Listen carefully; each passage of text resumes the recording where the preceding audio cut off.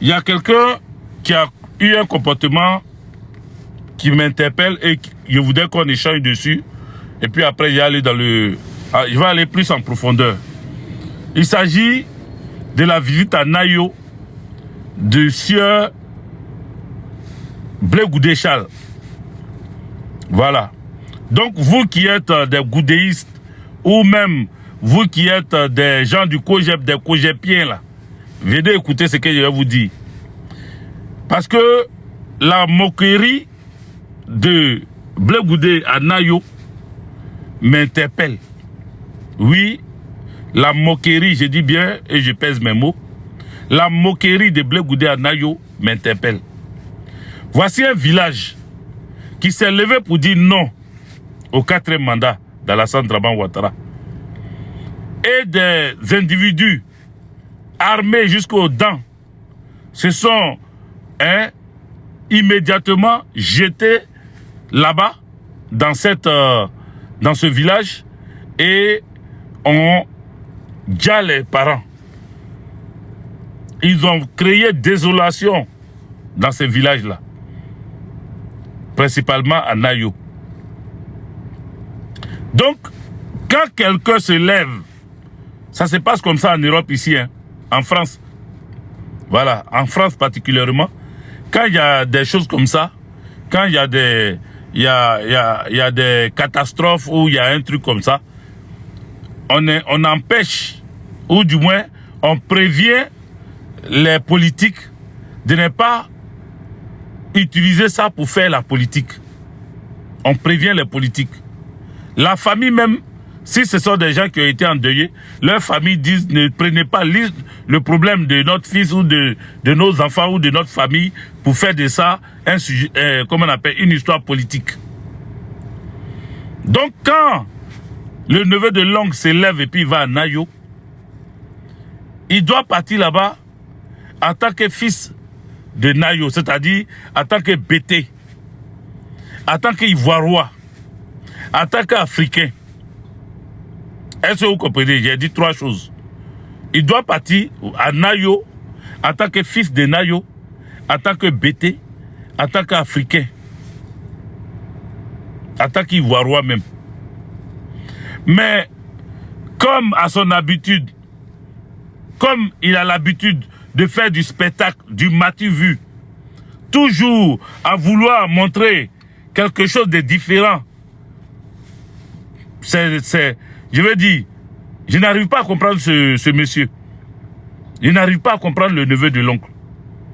Il va à Nayo, mais avant d'aller à Nayo là, est-ce que le neveu de l'oncle, Blé Goudé-Chal, peut nous dire devant Dieu et les hommes qu'il n'était pas au courant que Nayo a été attaqué quand il a fait sa sortie, sa première sortie. Dès que il y a eu les élections, les pseudo-élections, dès qu'il y a eu les pseudo-élections là, Blé Goudé est sorti, il a fait un discours, il a fait un communiqué, où il a traité ceux qui sont tombés de tous les noms, où il a dit que des gens appelaient des gens à la rue.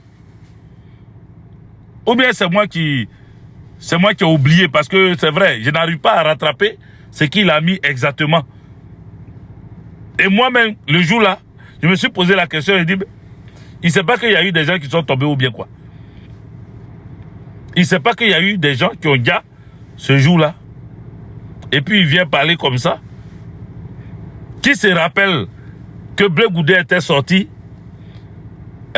il était sorti juste après qu'il y a eu des galis dans les villages, dans les villes là. Qui se rappelle? Qui a vu aussi son poste comme moi?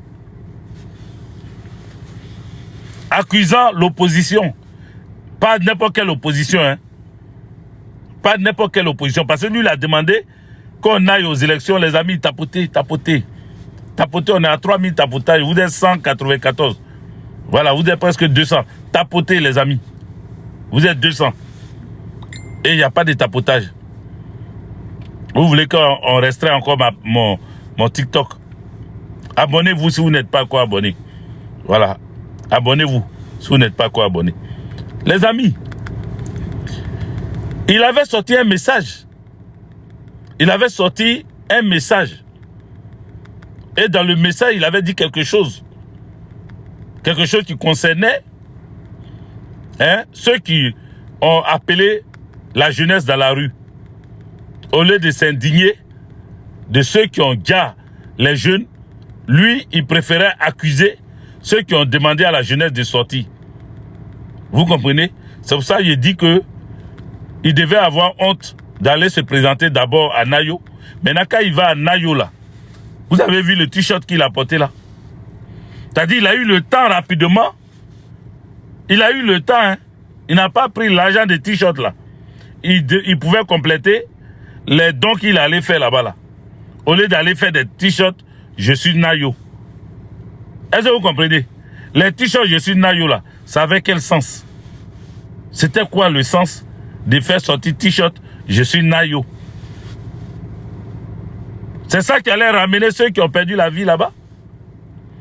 Ou bien c'est ça qui va te faire pardonner ton premier message dès que Alassane Dramane Ouattara s'est autoproclamé vainqueur là?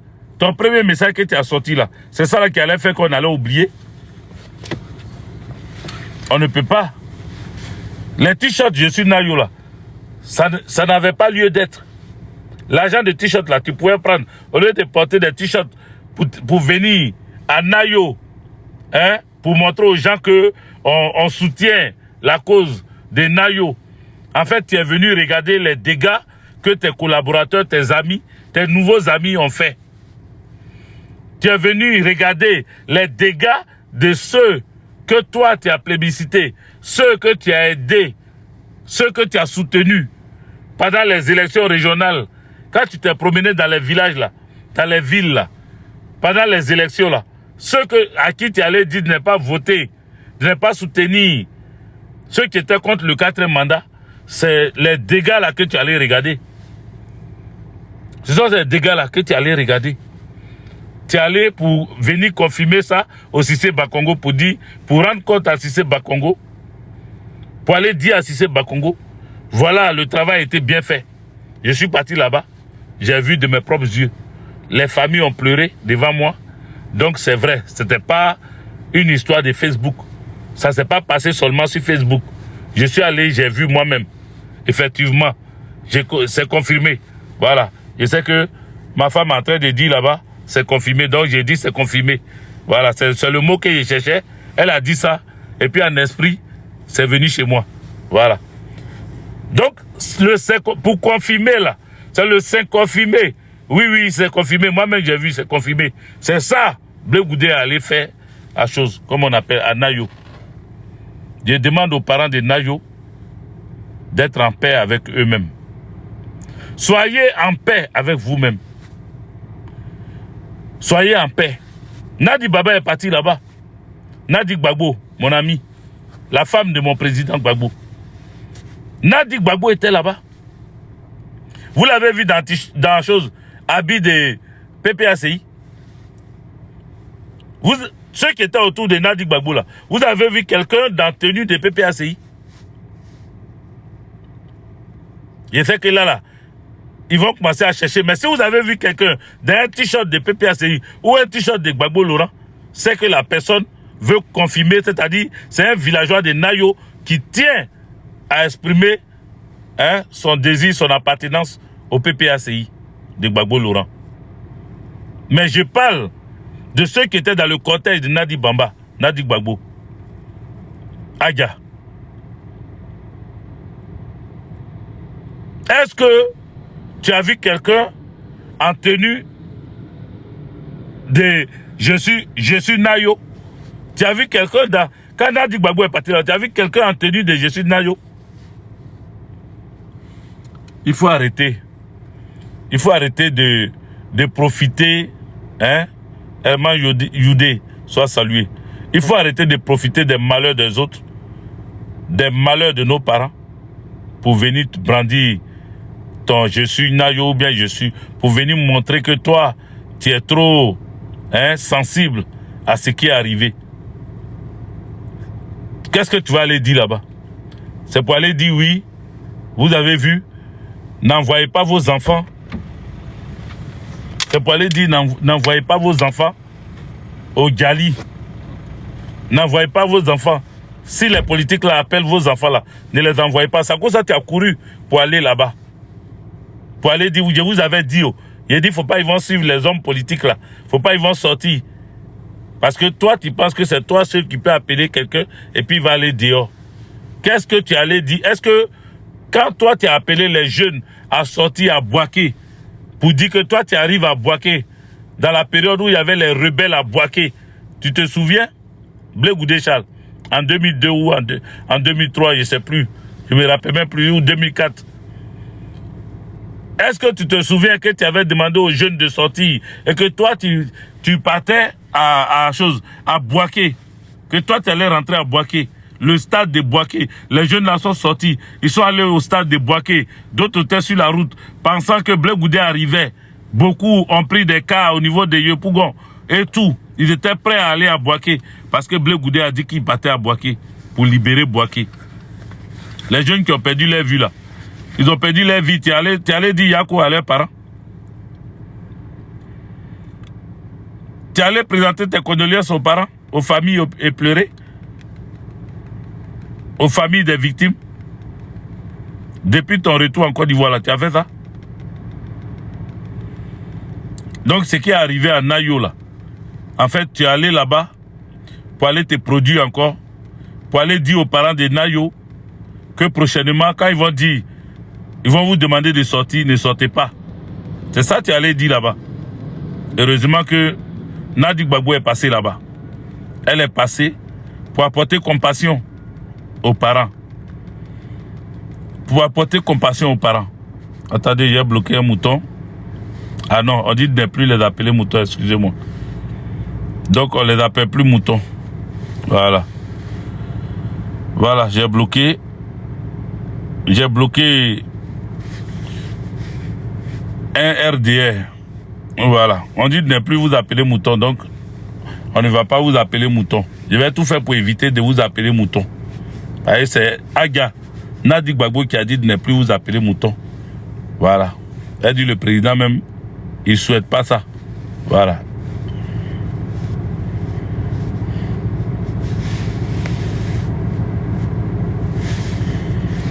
Voilà, un autre RDR. Mais mouton là, vraiment, ça vient dans ma bouche. Hein. il faut que j'évite ça. Donc, les amis, voilà le spectre que Blé Goudé et ses amis montrent aux gens. Voilà ce qu'ils sont allés montrer à Nayo. C'est pour ça que je dis, avant d'aller dans le vif de la vidéo, dans le vif du sujet de la vidéo, j'allais toucher ce point-là pour vous dire que il faut que Blé Goudé, le neveu de l'oncle, arrête de se moquer des populations de Nayo. C'est pas lui son je suis Nayo là qui est important. S'il veut, il faut pas, il va être Nayo. Ça va rien changer dans la vie des populations de Nayo. Voilà.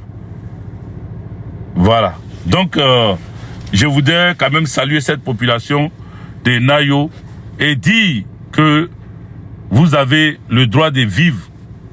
Et comme vous avez le droit de vivre, le combat que vous menez là, c'est un combat pour la libération de la Côte d'Ivoire. Ce n'est pas un combat pour un individu, ou pour une personne, ou pour un parti politique, ou pour une religion. C'est un combat, ce n'est pas non plus un combat d'intini. C'est un combat pour la libération totale de la Côte d'Ivoire. Donc, tenez bon. Tenez bon. Tenez bon. Il y a quoi à vous, mais tenez bon. Désormais, vous savez quels sont ceux qui vous attaquent. Vous savez quels sont ceux qui ont décidé de vous faire du mal. Vous les connaissez désormais. Voilà. Donc, voilà ce que je voulais vous dire sur ça. Sur ce point-là. Et chaque village, que ce soit chez les Abé, que ce soit chez les Adjoukrou, que ce soit parce que, voilà, d'autres personnes, ils ont arrêté beaucoup de nos parents. La prison est surchargée. La Maka est surchargée, est surpeuplée. Il n'y a même pas de place. Et ceux qui sont nombreux là-bas, les bandits sont dehors. Hein. Ceux qui arrachent les téléphones portables sont dehors. Ceux qui prennent machette pour aller, comment on appelle, arracher hein, les porte-monnaies des gens sont dehors. Les jeunes livreurs avec leurs motos, ceux qui vont les agresser là, ils sont dehors. Ceux qui roulent les yango et puis les taximètres sont agressés là, ils sont dehors. Ceux qui agressent là sont dehors. Mais c'est des jeunes qui refusent de souffrir, qui refusent de prendre la Méditerranée, et être en face de leur destin. C'est eux là qu'on prend et puis on les jette en prison. Ils sont nombreux là-bas. Ils sont nombreux. Ils sont nombreux. Parce que avant que ça ne soit décidé de ramasser tous les jeunes PPACI ou quoi, ils ont réussi à mettre en place. Je vais vous expliquer un truc. Mettez des cœurs et puis mettez good live. Et puis abonnez-vous. Voilà, abonnez-vous. Écrivez en commentaire good live. Écrivez good live. Je vais vous expliquer quelque chose. Parce que on m'a expliqué leur système. Voilà, on m'a expliqué leur système. Et donc, je vais vous expliquer ça. Voilà. Vous savez, comment ils ont fait pour prendre certaines personnes?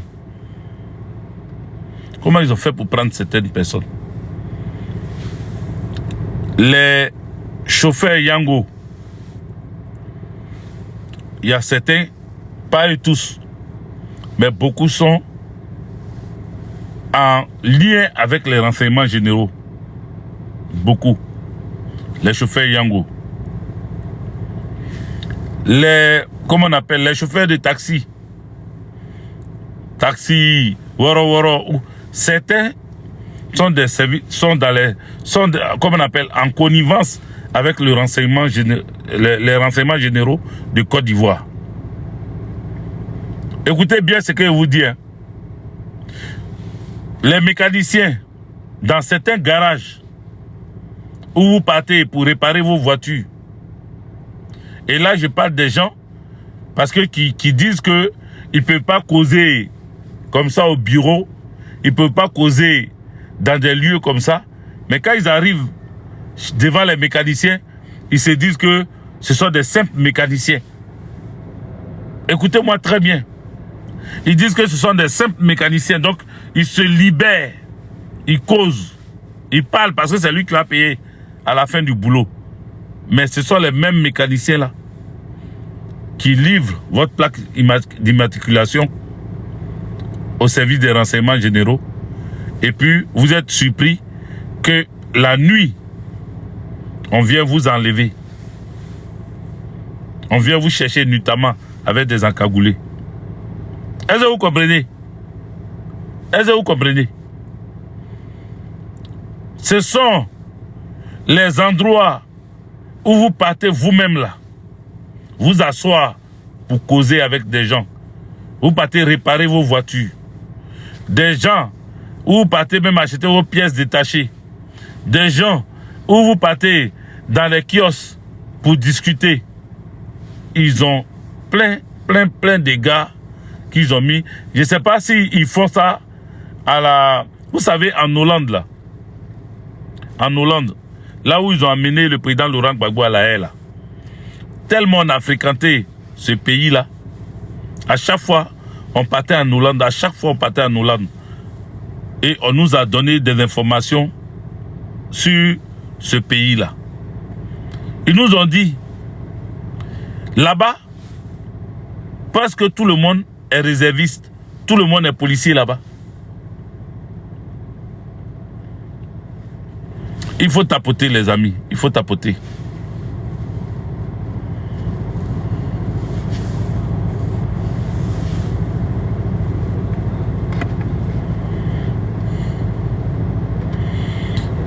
Chakoul Fayaman, mais tu as écrit quoi au juste? Tu as écrit quoi? Parce que ce que tu as écrit là, tu dis tu es à la port ou à l'aéroport. Oh, tu veux dire tu es à l'aéroport. Je ne sais pas. Je ne comprends pas bien ce que tu veux dire là. Que je suis au travail à l'aéroport ou à quoi là? Tu es à l'aéroport aujourd'hui.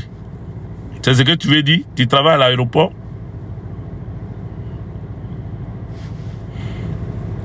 Voilà. Tapoter, tapoter, tapoter. Voilà. Il y a un qui dit on tapote rien, mais voilà. Les gens ils tapotent, non. Donc toi, si tu tapotes pas là, ça va faire quoi? Il y en a qui sont là qui tapotent, qui veulent que je parle et ils tapotent. Merci à vous qui tapotez. Tapotez plusieurs fois. Beaucoup de fois encore pour lui dire que si lui seul il tapote pas là, il y a des gens qui vont tapoter. Beauty Amour. Betty Amour, ma soeur, comment tu vas? Sois salué, Betty Amour. Donc, voici des gens, voici comment. Maintenant, à vous d'imaginer dans plusieurs autres choses dans lesquelles ils sont. Parce qu'ils ont la technique. Hein. En Hollande, là, le gars, il est en civil. Il est en train de passer. Toi, tu penses que tu as affaire à un civil. Mais c'est un policier que tu vois là. Si tu as fait erreur, il va te verbaliser. Ouais, je te vois, Betty Amour, je te vois en train de tapoter bien même. Le policier là, il va te verbaliser. Et puis tu as dit, mais il a un simple civil, machin. Ils ne sont pas simples civils là-bas. Voilà. Et c'est ce que Alassane Dramane, c'est ce système-là. Alassane Dramane Ouattara veut mettre dans le désordre, hein, mais il met quand même ça en place.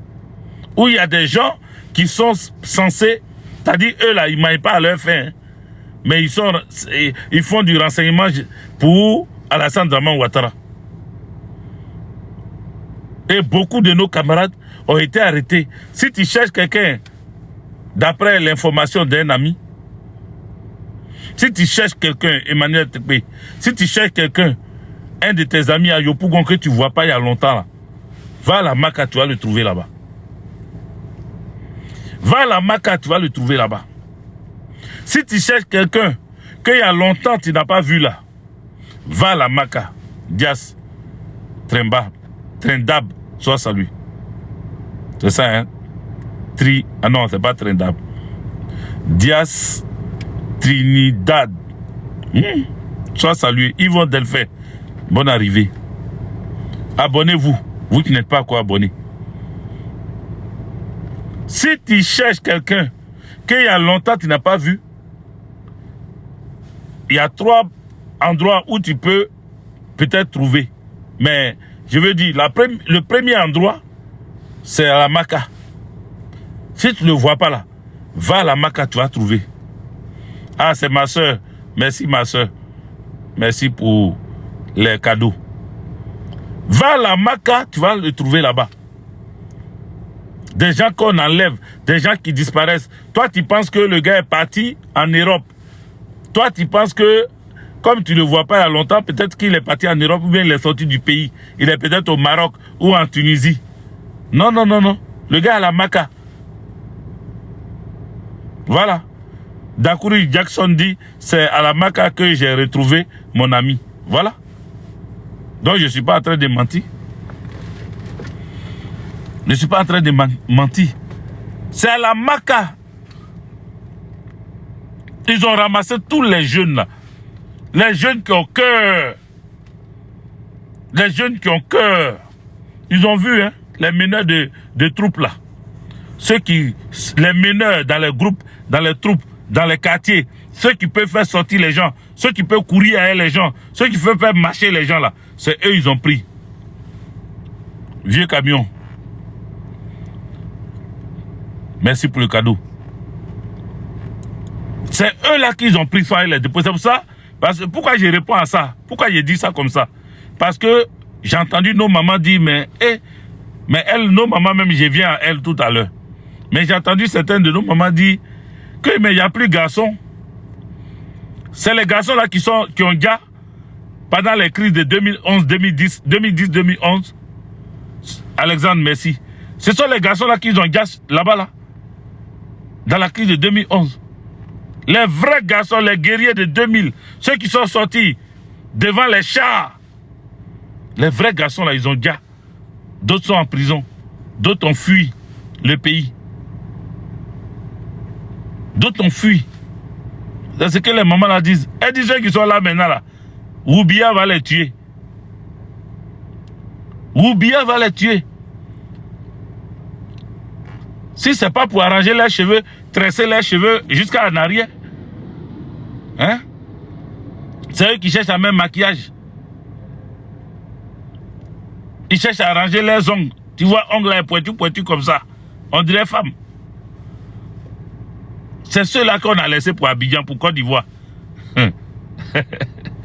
Et non, beaucoup ont frappé, d'autres sont partis en Europe.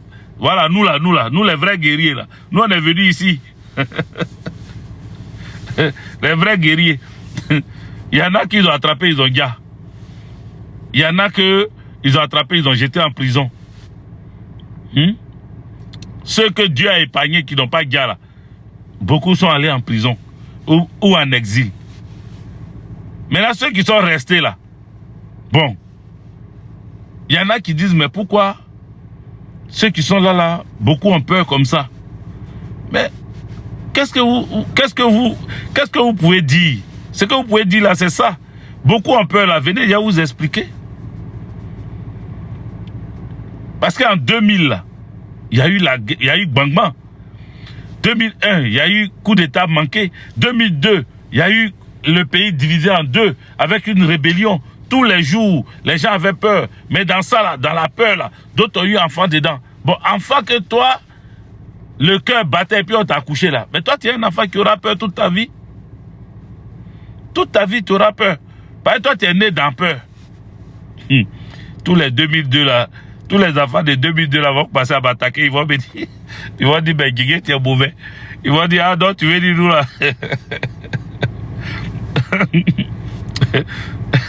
Vous êtes né dans la peur. Tiens, dans la peur là, le gars il a peur. Hein.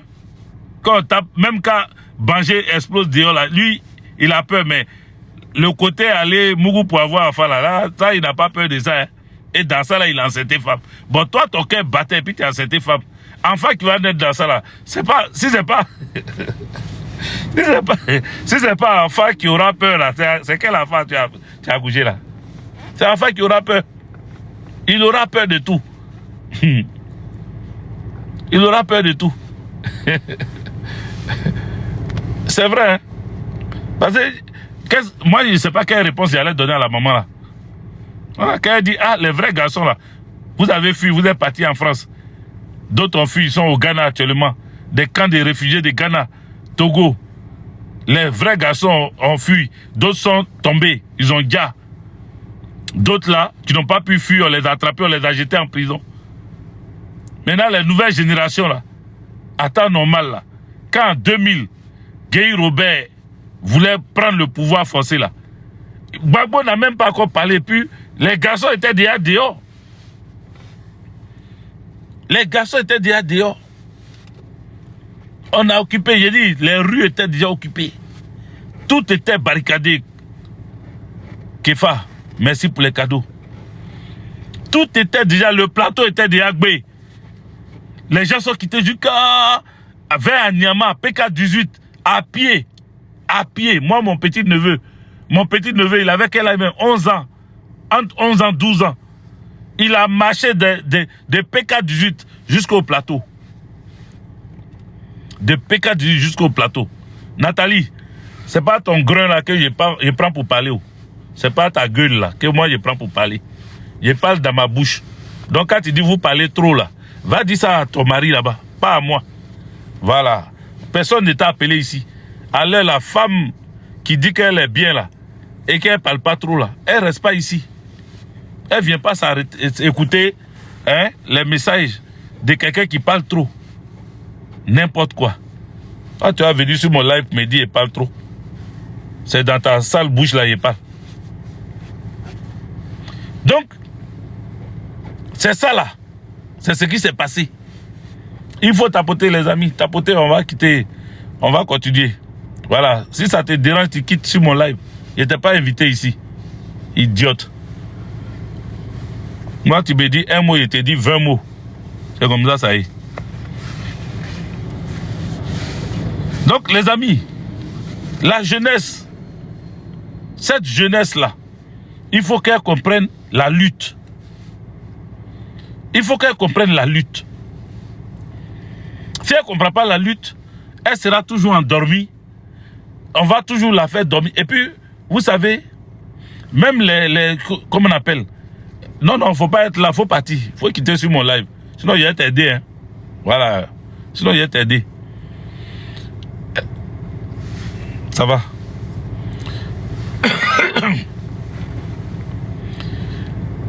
Vous savez comment ils ont fait pour avoir nos jeunes là? Ils ont mis la distraction. C'est pour ça, tous les petits blogueurs qui jouaient les petites comédies, ils sont devenus des personnalités respectables dans la République de Côte d'Ivoire. D'autres sont devenus des gens, des consultants qu'on invite à chaque fois à la télévision. Vous voyez d'autres, on dit non, ils dansent sur ton... Excusez-moi, hein, peut-être qu'ils vont prendre le balle perdu, mais ce n'est pas cette distraction-là. Ce n'est pas ce que je veux pour ma jeunesse. Donc je suis obligé de dénoncer ça. Je n'ai rien particulièrement contre eux parce que eux, on les manipule, eux, on les utilise. Comme le jeune qu'on appelle bébé sans os demain. Il fait ce qu'il peut faire. Je ne sais pas, je ne peux pas le traiter d'handicapé parce que c'est un homme normal, sauf qu'il n'a pas eu, la croissance n'a pas été bien, donc du coup il n'a pas vraiment évolué. Il n'a pas évolué, pardon.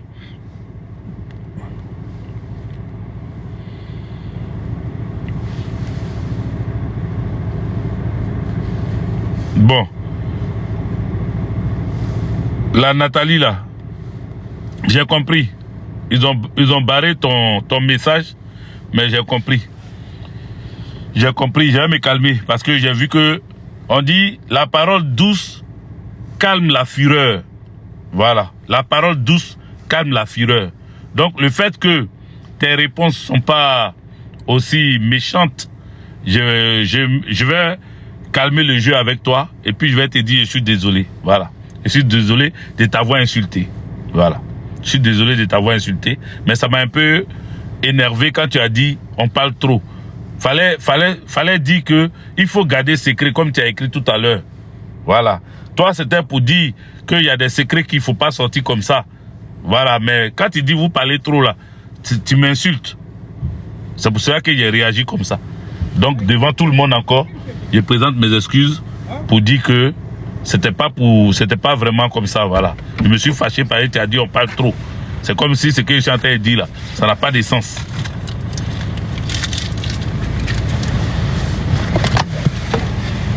Ouais, je comprends. Je comprends, Nathalie. Donc, désolé. J'ai bien fait de ne pas te bloquer alors. Donc, on y va. Voilà. On y va. Désolé. Ah, j'ai dit des méchantes choses, hein, mais moi-même, j'ai honte maintenant. Désolé. Excuse-moi. Hein. Excuse-moi. Parce que quand on est... Souvent, je dis ça aux gens. Quand on est en live comme ça, on est sur tension. Voilà. C'est comme si tu es en guerre. Quand tu es en live, c'est comme si tu es en guerre. Tu vois? C'est comme si tu es en guerre. Donc, quand on tire sur toi là, tu ripostes en même temps. Tu calcules plus. Tu calcules plus. C'est pour ça. Donc, voilà. Merci, désolé encore. Merci, on est ensemble. Donc, je vais continuer. Voilà. Donc, vous voyez, ils prennent le Poupou Napou là. Poupou Napou. La Côte d'Ivoire est devenue une plaque tournante. La Côte d'Ivoire est devenue une plaque tournante du Poupou Napou. Tous ceux qui font ça, ceux qui prennent le truc et puis voilà, vous comprenez non? TikTok là, ils aiment bloquer les gens, donc voilà, ceux qui font ça là. La Côte d'Ivoire est devenue une des plaques tournantes après la Guinée, parce que la Guinée aussi, ça s'en va. C'est-à-dire le port de Guinée, port de Côte d'Ivoire là, voici des endroits où rentrent massivement par conteneur ce truc là. Pourquoi ils amènent ça en Côte d'Ivoire? Alassane Dramane Ouattara a compris. C'est-à-dire ce gars là, il est tellement habité d'un esprit malin, il est tellement habité d'un sale esprit que il n'est pas venu pour aider les Ivoiriens. Ah! Notre éducation nationale, il allait prendre bon, basketteuse peut avoir le bac. Elle peut être même maîtrisade. Elle peut même avoir le doctorat. Tu peux jouer au basket et puis avoir le doctorat, il n'y a pas de problème. Donc, je ne vais même pas lui donner cette occasion de voilà. Mais je veux parler de Kadia Camara, qu'on a connu en train de jouer au basket. Mais au-delà de ça, là, c'est une femme de ménage. Elle a été femme de ménage dans les hôtels, laver les draps de lit et tout aux États-Unis. Vous comprenez? C'est elle, là, qui s'est fait passer pour enseignante. Handballeuse, voilà, pardon. Lazo, mais excusez-moi, c'est plutôt handballeuse. C'est pas basketteuse, c'est handballeuse. Mais je veux dire que tout sport, tous ceux qui pratiquent du sport, hein, ne sont pas coupés des études. Donc, il peut avoir des maîtrisards, des doctorants, il peut même avoir des agrégés. Voilà. Des professeurs, tout ça à jouer, comme on appelle. Mais, oui, c'est ce qu'on a dit, elle enseignait l'anglais. Elle enseignait l'anglais. Elle enseigne l'anglais à qui? Dans quelle université? Dans quelle école elle enseignait anglais? Ce que je sais, c'est que il y a l'hôtel, il y a, comment on appelle, école de formation en hôtellerie. En hôtellerie. C'est là-bas, elle a été enseignante. C'est là-bas, c'est-à-dire, comme elle avait les draps de lit à chose là-bas, là, ils l'ont pris pour l'amener là. Et puis, si elle a été enseignante dans un collège, c'est que c'est un collège privé. C'est-à-dire, connaissance, on dit, bon, comme tu as appris anglais. Est-ce que vous savez que moi, j'ai été enseignant d'anglais aussi? Sans diplôme, hein? Est-ce que vous savez ça? Je vous dis. Je vous dis. Le jour où il a dit ça, à mes enfants, ils ont commencé à rire. Ils ont dit, ah. Ils ont dit, ah. Donc toi, toi aussi, tu as été professeur d'anglais. Maintenant, on me demande les mots en anglais. Il n'y a même pas un mot qu'il peut prononcer. Non, mais je peux prononcer quelques mots quand même en anglais. Mais dis que moi, j'ai enseigné anglais. Je vais enseigner anglais là où? Il a quitté où pour enseigner anglais? Mais j'ai enseigné anglais.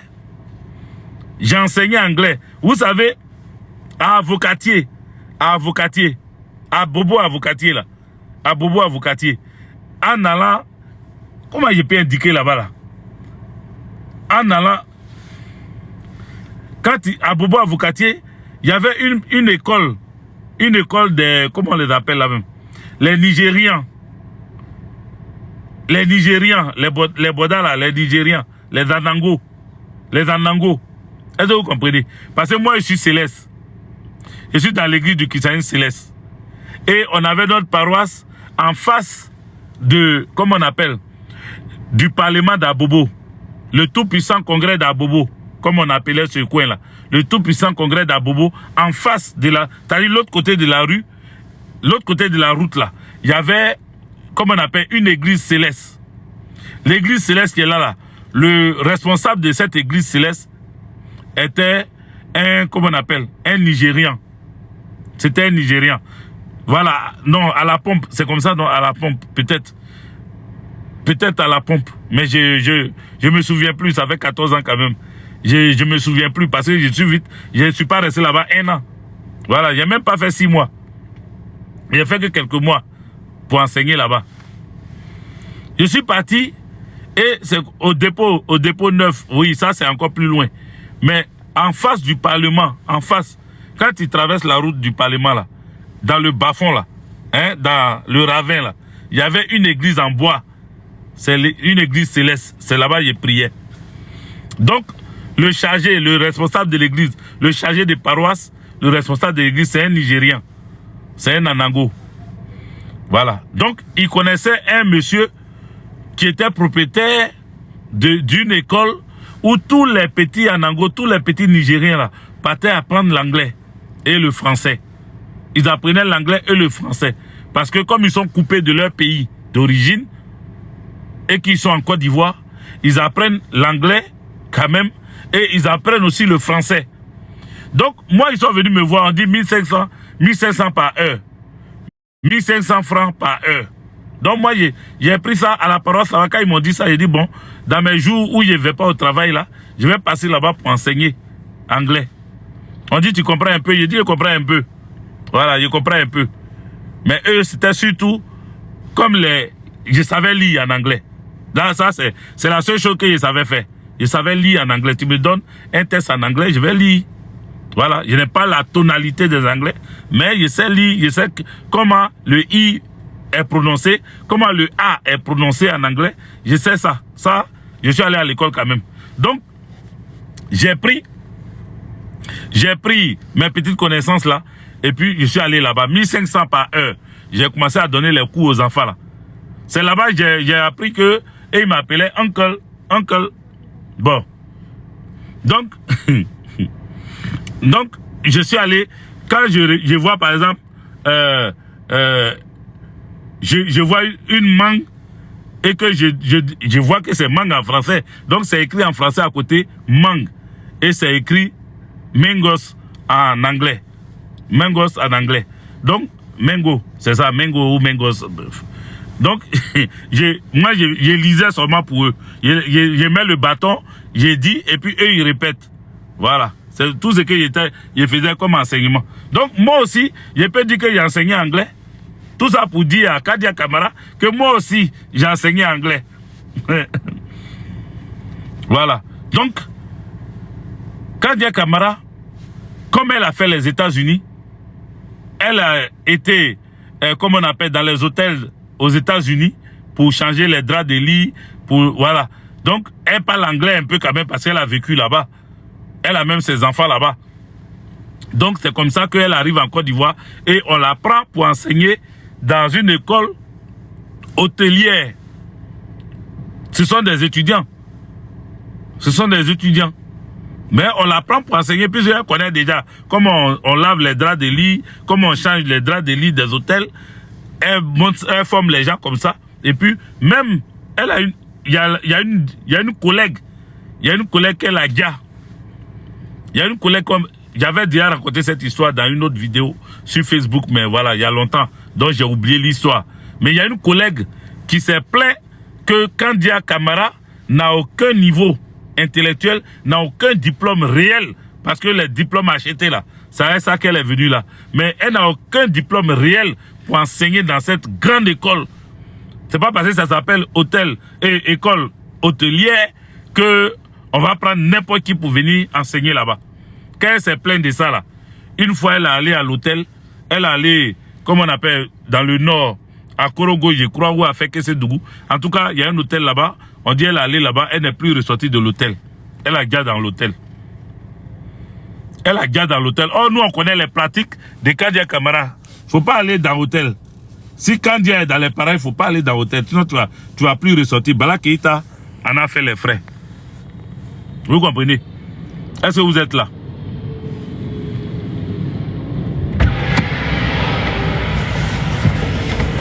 On y va. On va où?